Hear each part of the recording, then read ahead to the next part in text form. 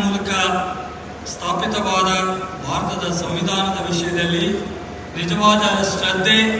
ಮತ್ತು ನಿಷ್ಠೆಯನ್ನು ಹೊಂದಿರುತ್ತೇನೆಂದು ನಾನು ಭಾರತದ ಸಾರ್ವಭೌಮತ್ವವನ್ನು ಮತ್ತು ಅಖಂಡತೆಯನ್ನು ಎತ್ತಿಡಿಯುತ್ತೇನೆಂದು ಮತ್ತು ಕರ್ನಾಟಕ ರಾಜ್ಯದ ಮಂತ್ರಿಯಾಗಿ ನನ್ನ ಕರ್ತವ್ಯಗಳನ್ನು ಶ್ರದ್ಧಾಪೂರ್ವಕವಾಗಿ ಮತ್ತು ಅಂತಃಕರಣ ಪೂರ್ವಕವಾಗಿ ನಿರ್ವಹಿಸುತ್ತೇನೆಂದು ಭಯ ಅಥವಾ ಪಕ್ಷಪಾತವಿಲ್ಲದೆ ರಾಗ ದ್ವೇಷವಿಲ್ಲದೆ ಎಲ್ಲ ಅನುಸಾರವಾಗಿ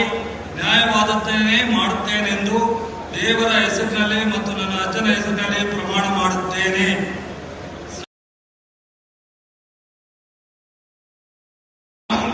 ಕರ್ನಾಟಕ ರಾಜ್ಯದ ಮಂತ್ರಿಯಾಗಿ ನನ್ನ ಪರ್ಯಾಲೋಚನೆಗೆ ತರಲಾಗುವ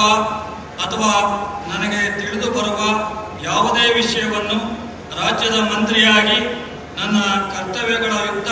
ನಿರ್ವಹಣೆಗೆ ಅಗತ್ಯವಾಗಬಹುದಾದ ಸಂದರ್ಭದಲ್ಲದೆ ಅನ್ಯಥಾ ಯಾರೇ ವ್ಯಕ್ತಿಗೆ ಅಥವಾ ವ್ಯಕ್ತಿಗಳಿಗೆ ಪ್ರತ್ಯೇಕವಾಗಿ ಅಥವಾ ಪರೋಕ್ಷವಾಗಿ ತಿಳಿಸುವುದಿಲ್ಲ